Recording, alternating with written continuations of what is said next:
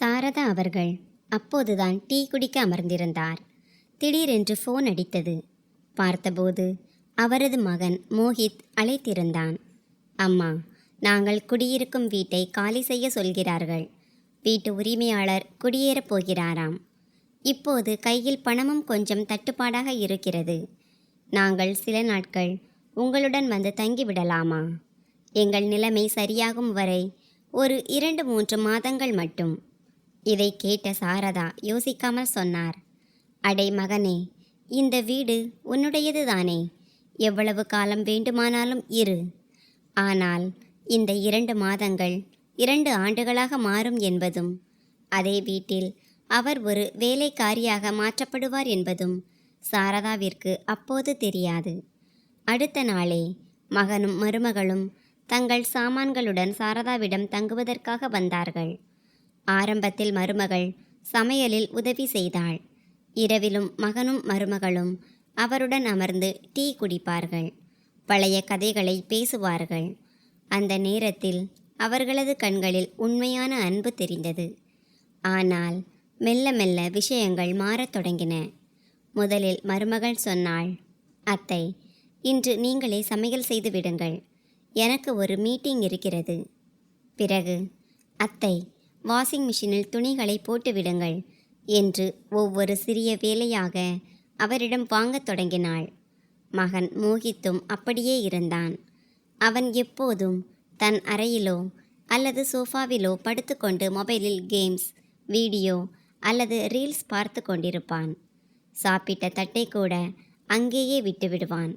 சாரதா அமைதியாக அதை எடுத்து சென்று சிங்கில் வைப்பார். ஆரம்பத்தில் பிள்ளைகள் தானே வேலை செய்து களைத்து போயிருப்பார்கள் என்று அவர் நினைத்தார். ஆனால் நாட்கள் மாதங்களாகவும் மாதங்கள் வருடங்களாகவும் மாறத் தொடங்கின. அவரது உடல் சோர்வு அதிகரித்து கொண்டே போனது. ஒரு மாலை வேளையில் மருமகள் பூஜா சொன்னாள், அத்தை, நாளை என் அலுவலகத்தில் ஒரு முக்கியமான பிரசன்டேஷன் இருக்கிறது. காலை உணவு கொஞ்சம் நன்றாக இருக்க வேண்டும் என்று ஆசைப்படுகிறேன். சரிதானே? சாரதா தன் உடல் வலியையும் மீறி புன்னகையுடன் சரி என்று சொன்னார். இரவு 10 மணிக்கு கடைசி பாத்திரத்தை எடுத்து வைத்து கேஸை அணைத்து சமையலறையை சுத்தம் செய்துவிட்டு கடிகாரத்தை பார்த்தார். மெதுவாக சொன்னார், அப்பாடா, இனி தூங்கலாம். படுத்தவுடனே முழங்கால் வலியும் இடுப்பு பிடிப்பும் எடுத்தது. இருந்தாலும் என் மகன் மருமகளுக்காகத்தானே செய்கிறேன் என்ற ஒரு மன திருப்தி அவருக்கு இருந்தது. ஆனால் மறுநாள் காலையிலேயே அதே மருமகள் அவரை ஒரு வேலைக்காரி போல நடத்துவாள் என்று அவருக்கு தெரியாது. அடுத்த நாள் காலை மருமகள் கதவை ஓங்கி தட்டினாள். சாரதா கதவை திறந்தபோது மருமகள் கோபமாக நின்று கொண்டிருந்தாள்.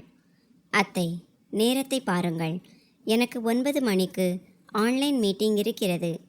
எப்படியும் நீங்கள் இங்கே சும்மாதானே உட்கார்ந்திருக்கிறீர்கள். அதனால் தயவு செய்து இதெல்லாம் உங்கள் வேலைதான். காஃபியும் டிபனும் சீக்கிரம் கொண்டு வாருங்கள். அப்புறம் இன்று டிஃபன் கொஞ்சம் ருசியாக இருக்கட்டும். நேற்றைய உணவு சப்பு என்று இருந்தது. மருமகளின் பேச்சை கேட்டு சாரதாவால் எதுவும் பேச முடியவில்லை. அவர் சுவரை பிடித்து கொண்டு சில நிமிடங்கள் அப்படியே நின்றுவிட்டார். சிறிது நேரம் கழித்து அவர் சமையலறைக்கு சென்று கேஸை பற்ற வைத்தார். கைகள் எப்போதும் போல வேலை செய்தன. ஆனால் மனம் எங்கோ இருந்தது. காஃபியின் மனம் இன்னும் நன்றாகத்தான் இருந்தது. ஆனால் அதனுடன் கலந்திருந்த கசப்பு ஒரு புதிய ரகமாக இருந்தது. அப்போது பூஜா கீழே வந்து லேப்டாப்பை திறந்து அமர்ந்தாள். சாரதா காஃபியையும் டிஃபனையும் அவள் முன்னால் வைத்தார். அவள் அவரை நிமிர்ந்து கூட பார்க்காமல் ஒரு துண்டை மட்டும் வாயில் போட்டுக்கொண்டு ஸ்கிரீனை பார்த்தபடியே சொன்னாள், அத்தை, இன்றும் டிஃபன் கொஞ்சம் சப்பு என்று இருக்கிறது. அடுத்த முறை கவனித்து கொள்ளுங்கள். சாரதா எதுவும் பேசவில்லை. அமைதியாக மேலே தன் அறைக்கு சென்று அமர்ந்தார். கதவை மூடியதும் அறையின் மௌனம் அவரை சூழ்ந்து கொண்டது. அவர் படுக்கையின் ஓரத்தில் அமர்ந்து தன் உள்ளங்கைகளையே பார்த்து கொண்டிருந்தார். மகன் உடல்நலம் குன்றியிருந்தபோது இரவு முழுதும் அவன் நெற்றியில் துணி நனைத்து ஒத்தடம் கொடுத்த கைகள் இவைதான். ஆனால் இன்று அதே கைகளுக்கு வேலைக்காரி என்று முத்திரை குத்தி சிறுமைப்படுத்தப்பட்டு விட்டது. சிறிது நேரம் கழித்து அவர் தன் பழைய ஃபைலில் இருந்து ஒரு காகிதத்தை கிழித்தார். பேனாவை எடுத்து எழுதத் தொடங்கினார்.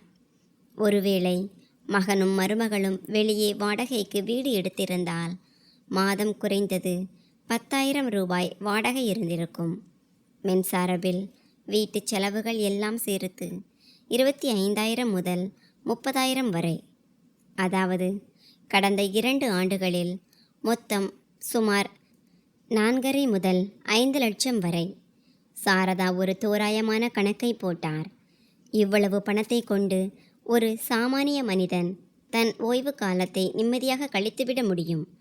ஆனால் அவர் இந்த பணத்தை கொண்டு தன் சுயமரியாதைக்கு ஈம சடங்கு செய்து கொண்டிருந்தார். காகிதத்தில் இருந்த அந்த எண்களை பார்த்தபோது அவருக்குள் ஏதோ ஒன்று மாறியது.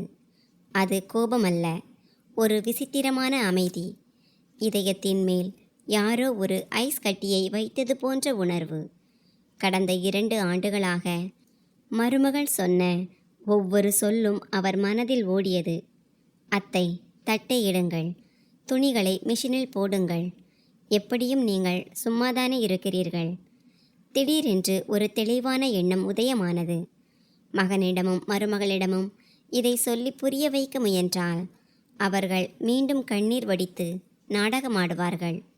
வார்த்தை விளையாட்டில் அவர்கள் தன்னை விட சிறந்தவர்கள் என்பதை அவர் பல ஆண்டுகளாக கண்டிருந்தார். ஆனால் ஒரு வேலைக்காரியைப் போல நடத்தப்படுவது எப்படி இருக்கும் என்பதை அவர்களுக்கு உணர வைத்தால் மட்டுமே மருமகளுக்கு தான் செய்வது என்ன என்பது புரியும். இதை நினைத்து அந்த இரவு சாரதா அதிகாலை 4 மணிக்கு அலாரம் வைத்தார். அடுத்த நாள் காலை அலாரம் அடித்ததும் சாரதா அதை அணைத்துவிட்டு எழுந்து குளித்து தயாரானார். பிறகு மருமகளின் அறைக்கதவை ஓங்கி தட்டினார். பூஜா, எழுந்துகொள், 5 மணி ஆகிவிட்டது. எஜமானுக்கு டிஃபன் சரியான நேரத்திற்கு வேண்டும். அப்புறம் இன்று கொஞ்சம் சிரித்த முகத்துடன் வேலை செய். உன்னை இங்கே இலவசமாக தங்க அனுமதித்திருக்கிறேன். வேலையையாவது ஒழுங்காக செய்.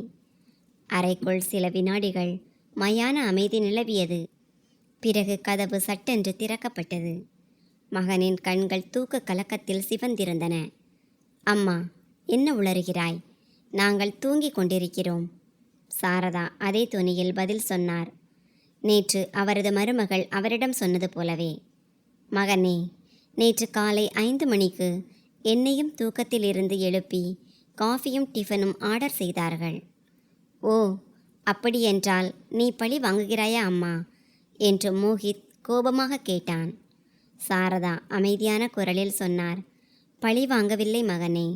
இன்று நானும் நினைத்தேன் உனக்கு கொஞ்சம் உதவி செய்யலாமே என்று. மருமகளை எழுப்பி கீழே சமையலறைக்கு வரச் சொல். எனக்கு 2 மணி நேரத்தில் அலுவலகத்தில் கிடைப்பது போன்ற உணவக தரம் கொண்ட டிஃபன் வேண்டும். சீக்கிரம். இதை கேட்ட மோஹித் எரிச்சலுடன் சொன்னான். அம்மா, அவள் உன் மருமகள், வேலைக்காரி அல்ல. சாரதா அதே உறுதியான குரலில் பதிலடி கொடுத்தார். நானும் உனக்கு தாய்தான் மகனே. நானும் உன் வேலைக்காரி அல்ல. ஒரு நிமிடம் மோஹித்தால் எதுவும் பேச முடியவில்லை. பிறகு கோபத்தில் தன் மனைவி பூஜாவை பார்த்து, பூஜா, போய்த் தொலை, என்னை நிம்மதியாக தூங்கவிடு என்றான். பூஜா கோபத்தில் எழுந்து கால்களை தரையில் உதைத்து கொண்டே கீழே வந்தாள். சாரதாவும் அவளுக்கு பின்னால் கீழே வந்தார். ஆனால் இந்த முறை அவர் சமையலறைக்கு செல்லவில்லை. மாறாக பூஜா தினமும் லேப்டாப் வைத்து கொண்டு அமரும் அதே நாற்காலியில் அமர்ந்தார். பூஜா குழப்பத்துடன் அவரை பார்த்தபோது சாரதா சொன்னார். இப்போது நின்று கொண்டு எதை பார்க்கிறாய்? காஃபியும் டிஃபனும் செய்து கொண்டு வா. பூஜா கண்களை உருட்டி கோபத்தை காட்டியபடி அமைதியாக சமையலறைக்கு சென்று டீயும் டிஃபனும் செய்யத் தொடங்கினாள்.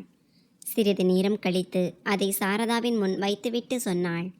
நீங்கள் இதையெல்லாம் பழி வாங்குவதற்காகவே வேண்டுமென்றே செய்கிறீர்கள் அல்லவா? சாரதா சொன்னார். இல்லை மருமகளே, பழி வாங்குவதற்கு 2 ஆண்டுகளே போதுமானவை. நான் அதை செய்யவில்லை. இன்று நீ உருவாக்கிய அதே முறையை உனக்கே காட்டிக் கொண்டிருக்கிறேன். எனக்காக நீ உருவாக்கிய அதே விதிகள் இன்று உனக்கும் பொருந்தும். வித்தியாசம் என்னவென்றால், இதையெல்லாம் ஒரு நாள் அனுபவிப்பதே உனக்கு சுமையாக இருக்கிறது. ஆனால் நான் 2 ஆண்டுகளாக இதை சகித்து கொண்டிருக்கிறேன். இதை கேட்ட பூஜாவின் கைகள் அப்படியே நின்றன. அப்போது சாரதா சொன்னார், இதைத்தான் நீ உணர வேண்டும் என்று விரும்பினேன் மருமகளே. தினமும் நீ என்னிடம் வாங்கும் வேலைகள் எனக்கு எப்படி இருக்கும் என்று இப்போது யோசித்துப் பார். பூஜாவால் எதுவும் பேச முடியவில்லை. சாரதா யாரிடமும் பேசாமல் தன் அறைக்கு சென்றார். முதல் முறையாக தான் சரியான திசையில் ஒரு சிறிய அடியை எடுத்து வைத்திருப்பதாக அவருக்கு தோன்றியது. ஆனால் இது ஒரு நாளில் மாறிவிடாது என்பது அவருக்கு தெரியும். மருமகளுக்கு புரிய வைக்க சமையலறை பாடம் மட்டும் போதாது, சில உறுதியான எல்லைகளும் அவசியம். அந்த எல்லைகளுக்காக அவர் வெறும் தாயாக மட்டுமல்ல, இந்த வீட்டின் எஜமானியாகவும் இருக்க வேண்டும். தன் சுயமரியாதையின் எஜமானி. அவர் தனக்குத்தானே சொல்லிக் கொண்டார், சாரதா, இன்றும் நீ வாய் திறக்கவில்லை என்றால் வாழ்நாள் முழுதும் வேலைக்காரியாகவே இருக்க வேண்டியிருக்கும். அடுத்த நாள் காலை சாரதா தனக்காக மட்டும் டிஃபன் செய்தார்.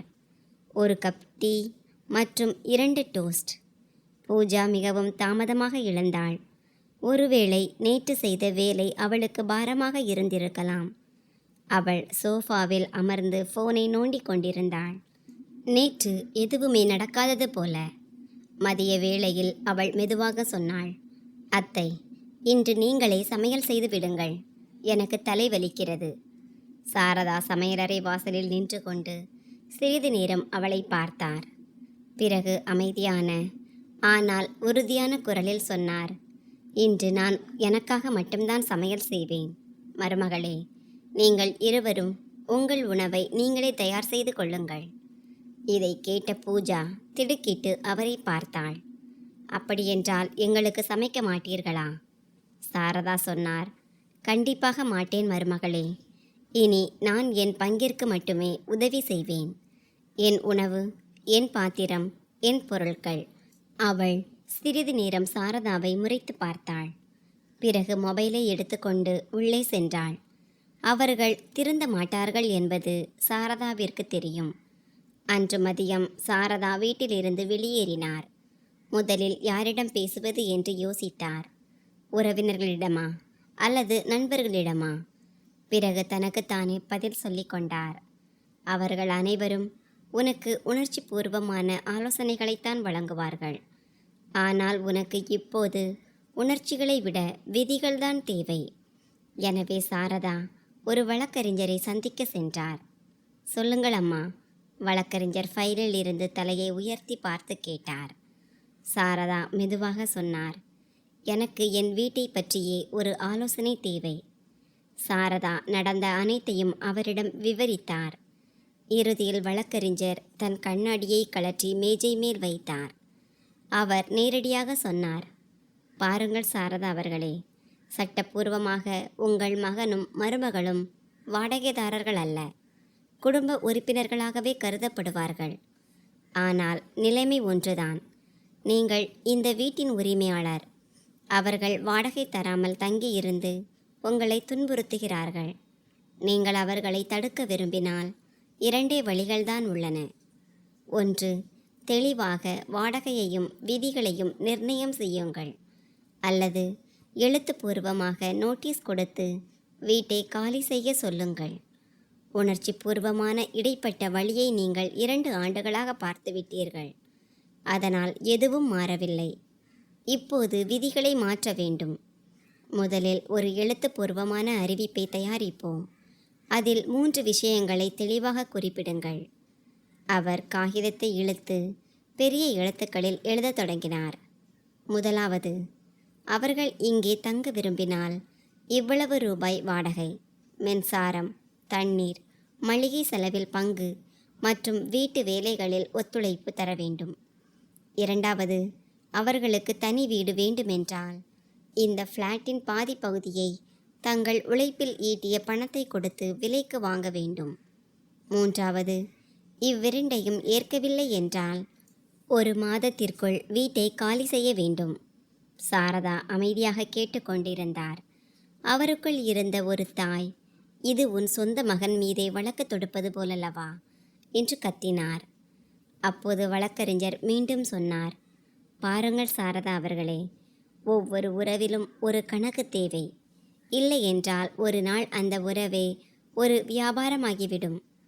ஆனால் வழக்கறிஞர், அவர்கள் இதையெல்லாம் ஏற்காமல் வெளியேற மறுத்தால்? சாரதா தயக்கத்துடன் கேட்டார். வழக்கறிஞர் மிகவும் எளிமையாக பதிலளித்தார்.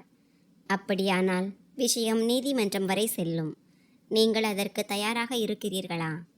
சாரதா சில நொடிகள் மௌனமாக யோசித்தார். இன்று தன் கணவர் மகேஷ் இருந்திருந்தால் என்ன சொல்லியிருப்பார்? ஒருவேளை அவரும் இதையேதான் சொல்லியிருப்பார். எல்லை என்பது மரியாதை இருக்கும் வரைதான் அழகு. எங்கே அவமானம் தொடங்குகிறதோ அங்கே ஒரு கோடு கிழிப்பது அவசியம். சாரதா மெதுவாக சொன்னார், இப்போது நான் இந்த எல்லையை வகுக்கவில்லை என்றால் என்னால் எப்போதும் அதை செய்ய முடியாது. நான் தயாராக இருக்கிறேன். அவர் சொன்னதும் வழக்கறிஞர் நோட்டீஸின் வரைவை தயாரித்தார். மொழி மிகவும் எளிமையாக இருந்தது. பிறகு, இது மோஹித் மற்றும் பூஜாவிற்கு.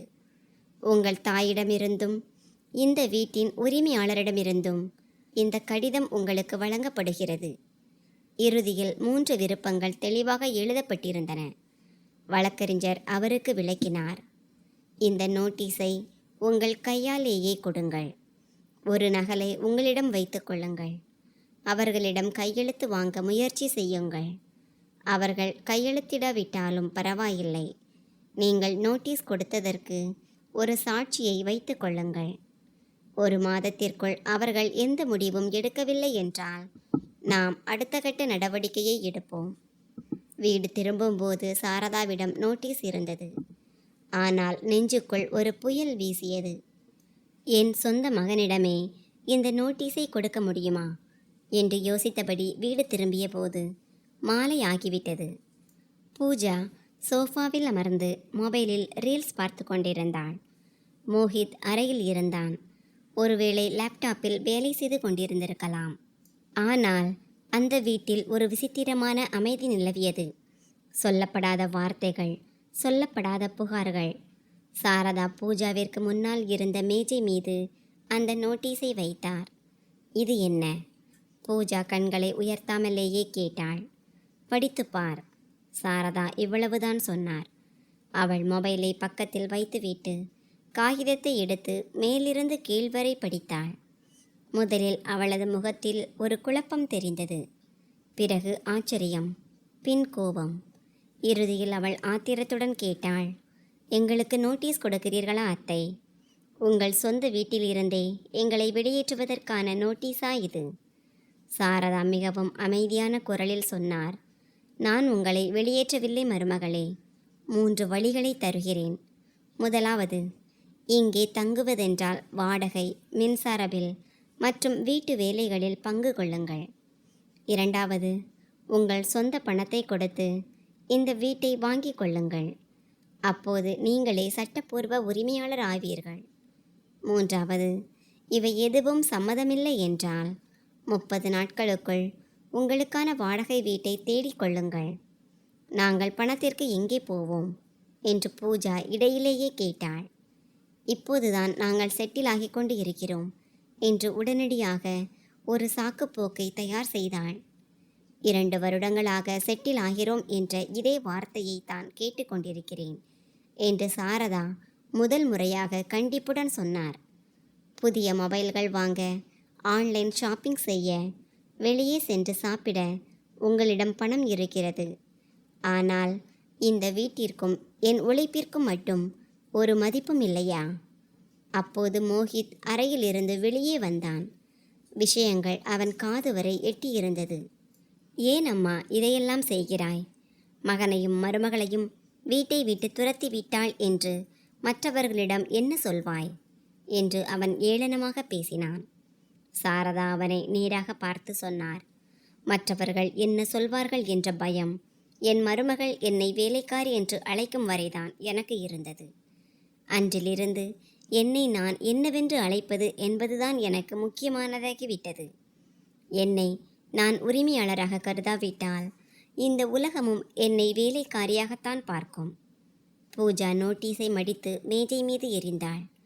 நாங்கள் கையெழுத்து போட மாட்டோம். எங்களை அவ்வளவு எளிதாக நீங்கள் வெளியேற்ற முடியாது. நீ கையெழுத்து போடுகிறாயோ இல்லையோ, நான் நோட்டீஸ் கொடுத்து விட்டேன். தேதியும் குறிக்கப்பட்டு விட்டது என்று சாரதா அந்த காகிதத்தை எடுத்தபடி சொன்னார். இனி எந்த பேச்சும் ஃபோன் மூலமாகவோ அல்லது கண்ணீர் மூலமாகவோ இருக்காது. அனைத்தும் எழுத்துப்பூர்வமாகவும் விதிமுறைப்படியும் தான் இருக்கும். அன்று இரவு வீட்டின் சூழல் முன்னெப்போதையும் விட இறுக்கமாக இருந்தது. பூஜா சாரதாவிடம் ஒரு வார்த்தை கூட பேசவில்லை. மோஹித் வழக்கத்தை விட அதிக சத்தத்துடன் தட்டை சிங்கில் போட்டான். டிவியின் சத்தத்தை அதிகமாக வைத்தான். சத்தத்தின் மூலமே தன் தாயின் முடிவை அடக்கி விடலாம் என்று அவன் நினைத்தான். சாரதா தன் அறைக்குள் சென்றார். அங்கேயும் அமைதி இல்லை. இனி பின்வாங்காதே என்று துடிக்கும் அவரது இதய துடிப்பு மட்டுமே கேட்டது. அடுத்த 2-3 நாட்கள் ஒரு விசித்திரமான போர் போல கழிந்தன. ஆனால் இந்த போர் மௌனத்தாலும் பார்வையை தவிர்ப்பதாலும் நடந்தது. பூஜாவும் மோஹித்தும் திடீரென வீட்டு வேலைகளை நிறுத்தினார்கள். சிங்கில் பாத்திரங்கள் மலை போல குவிந்தன. குப்பை தொட்டி நிறைந்து வழியத் தொடங்கியது. வரவேற்பறையில் அவர்களது துணிகளும் காலணிகளும் சிதறி கிடந்தன. அம்மா தன் பழைய வழக்கப்படி மீண்டும் அனைத்தையும் சரி செய்து விடுவார் என்று அவர்கள் எதிர்பார்த்தார்கள். ஆனால் இந்த முறை சாரதா தன்னை தடுத்து கொண்டார். அவர் தனக்காக ஒரு சிறிய விதியை உருவாக்கினார். சமையலறையில் தனக்கென ஒரு சிறிய மூலையை ஒதுக்கி கொண்டார். ஒரு சிறிய வாணலி, 2 தட்டுகள், கொஞ்சம் மளிகை என அனைத்தையும் ஓரிடத்தில் வைத்தார்.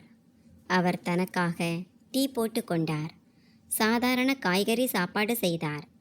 தன் பாத்திரங்களை தானே கழுவினார். சமையலறையில் தன் கை கெட்டும் தூரம் வரை மட்டும் சுத்தமாக வைத்தார். மீதமுள்ள சிங்கில் கிடந்த அவர்களது எண்ணெய் படிந்த பாத்திரங்கள் அவர்களது பொறுப்பற்ற தன்மையை காட்டும் கண்ணாடியாக மாறின. அடுத்த நாள் பூஜா ஃப்ரிட்ஜை திறந்து பார்த்துவிட்டு சத்தமாக கேட்டாள், பழங்கள் எங்கே? சாரதா செய்தித்தாளிலிருந்து பார்வையை மாற்றாமலேயே சொன்னார், நான் எதை உண்கிறேனோ அதை மட்டும் வாங்கி வருகிறேன். உனக்கு என்ன வேண்டுமோ அதை நீயே சந்தையில் போய் வாங்கிக் கொள்ளலாம். நீங்கள் இருவரும் வேலை செய்கிறீர்கள், சம்பாதிக்கிறீர்கள். இங்கே வந்து 2 வருடங்கள் ஆகிவிட்டன. இனி உங்கள் வயிற்று பசியை தீர்க்கும் செலவை நீங்களே பார்த்து கொள்ள வேண்டிய நேரம் இது. இதை கேட்ட அவள் முணுமுணுத்தபடி சொன்னாள், நீங்கள் மாறிவிட்டீர்கள் அத்தை, நீங்கள் மாறிவிட்டீர்கள். சாரதா அமைதியான குரலில் சொன்னார், நீ சொல்வது சரிதான். இனி வரும் காலத்திலாவது மரியாதையுடன் வாழ்வதற்காக நான் மாறிக்கொண்டிருக்கிறேன். சில நாட்களிலேயே நிலைமை எப்படி மாறியது என்றால், இன்டர்நெட் பில் சாரதாவின் பெயரிலேயே வந்து கொண்டிருந்தது. ஆனால் மோஹித் இரவு முழுதும் ஆன்லைன் கேம்ஸ் விளையாடி கொண்டிருந்தான்.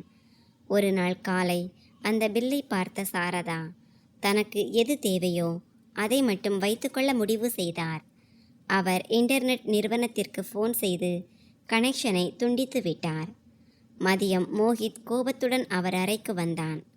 ஏன் வைஃபை வேலை செய்யவில்லை அம்மா? நான் மீட்டிங் செய்ய வேண்டும். சாரதா பதற்றமில்லாமல் சொன்னார், அது என் பெயரில் இருந்த கனெக்ஷன் மகனே, நான் அதை நிறுத்திவிட்டேன். உனக்கு தேவை என்றால் உன் பெயரில் புதிய கனெக்ஷன் வாங்கிக்கொள். 2-3 நாட்களில் வந்துவிடும். இதை கேட்ட மோஹித் கத்தினான், நீங்கள் அநியாயம் செய்கிறீர்கள் அம்மா. சாரதா சொன்னார், அநியாயம் என்பது ஒருவருடைய உரிமையை பறிக்கும்போது நடப்பது மகனே. 2 வருடங்களாக இன்டர்நெட், கரண்ட், கேஸ், மளிகை என அனைத்தையும் வானத்திலிருந்து இலவசமாக விழுவது போல பயன்படுத்தினீர்கள். இன்றுதான் அதன் உண்மையான மதிப்பு உங்களுக்கு புரிகிறது. அன்று மாலை சாரதா மீண்டும் வழக்கறிஞரை பார்த்து கடந்த சில நாட்களின் விவரங்களை கூறினார். அவர் சொன்னார், நீங்கள் செய்வது சரிதான். ஆனால் இப்போது ஒரு முக்கியமான கட்டம்.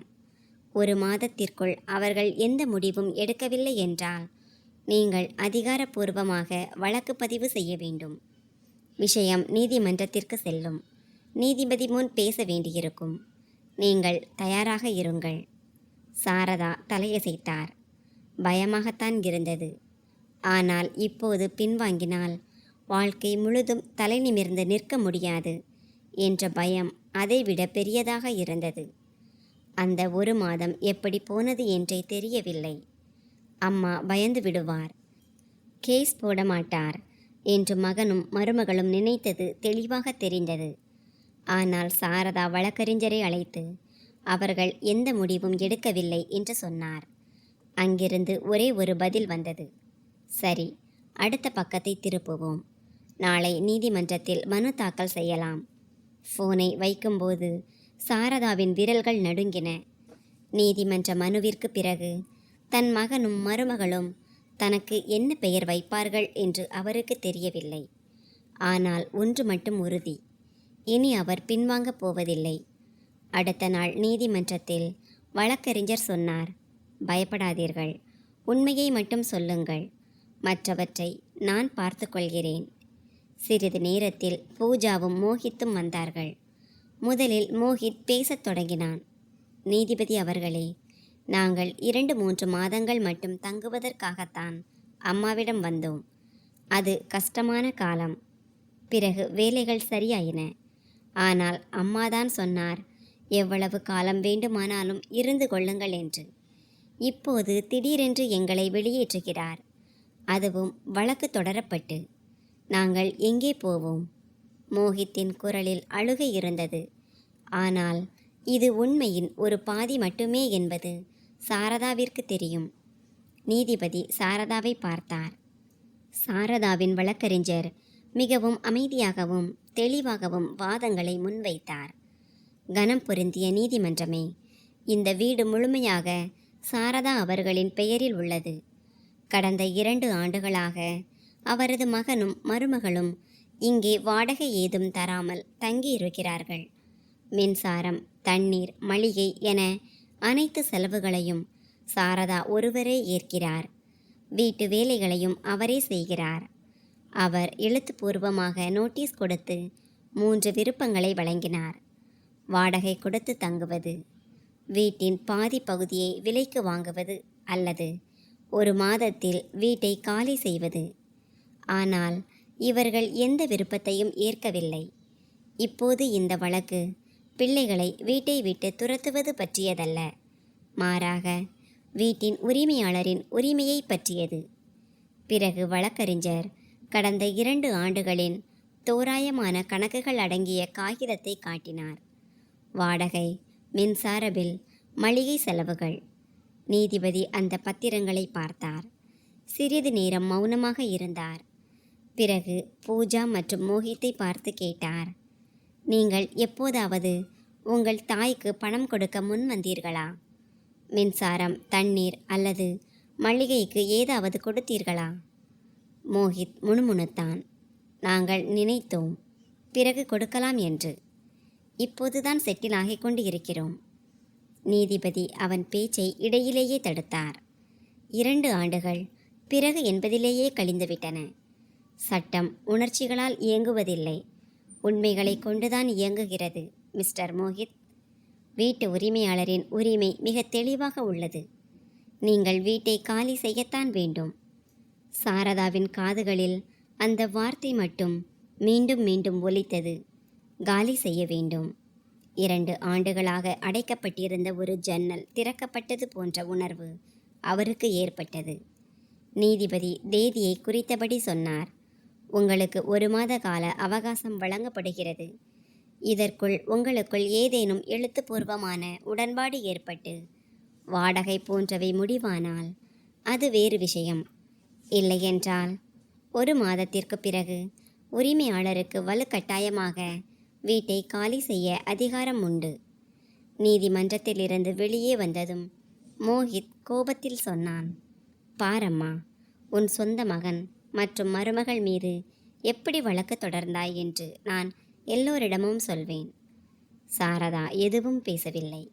அமைதியாக வீடு திரும்பினார். அடுத்த சில நாட்களில் வீட்டின் சூழல் மாறத் தொடங்கியது.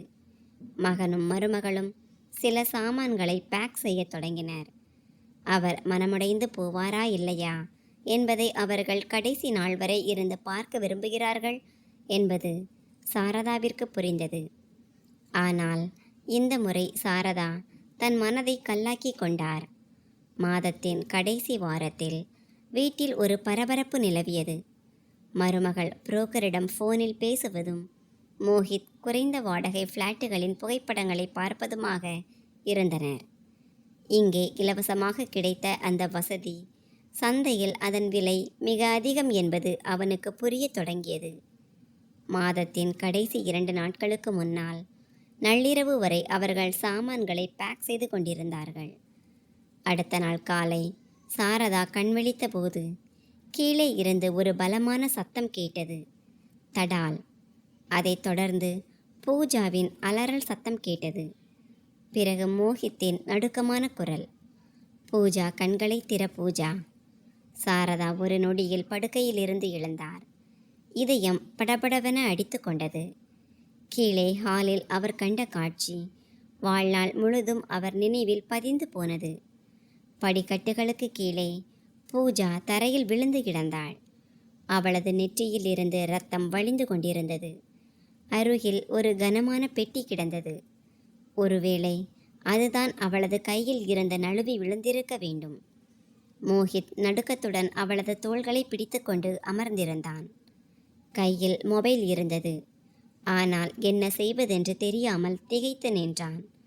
அந்த ஒரு நொடியில் சாரதா அந்த வழக்கு, நோட்டீஸ், கோபம் என அனைத்தையும் மறந்து போனார்.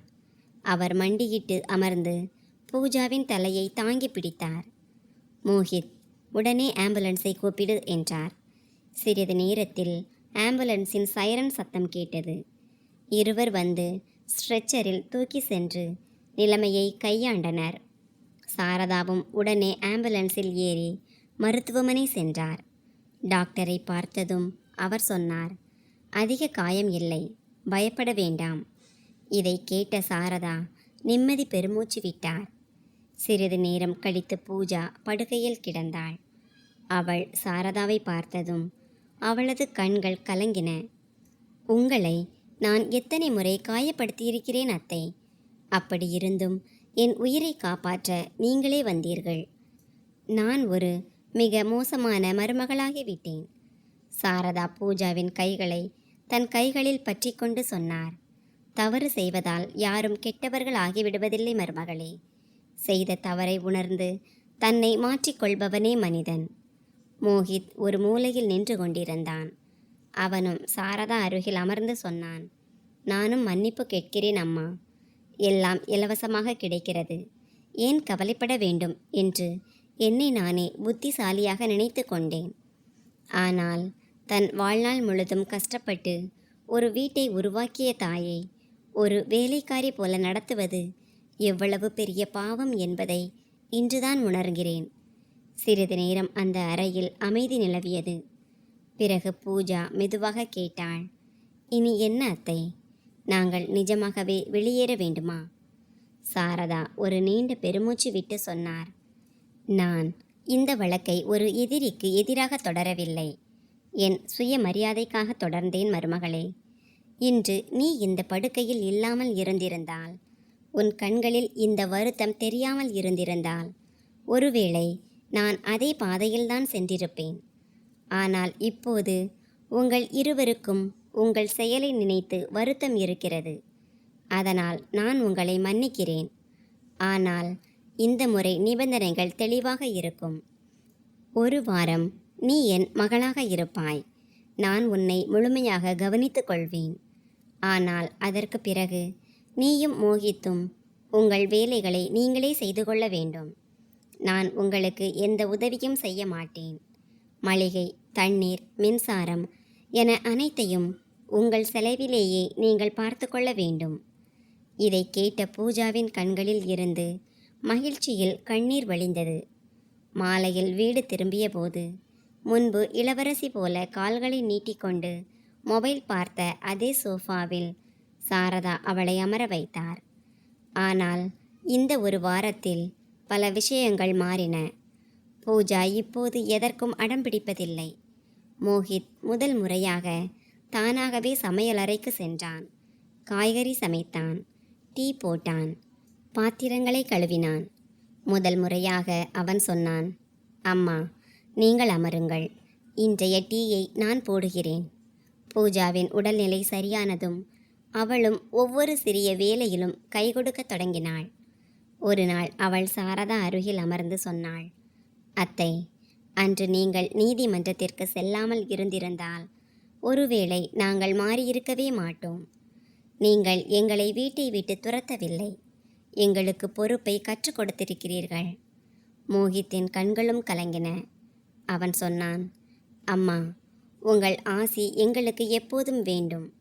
இதை கேட்ட சாரதா இருவரின் தலையிலும் கை வைத்து ஒரு மெல்லிய புன்னகையுடன் சொன்னார், உறவுகள் வெறும் சேர்ந்து வாழ்வதால் மட்டும் நிலைப்பதில்லை மகனே, ஒருவருக்கொருவர் மரியாதை கொடுப்பதால்தான் நிலைக்கின்றன.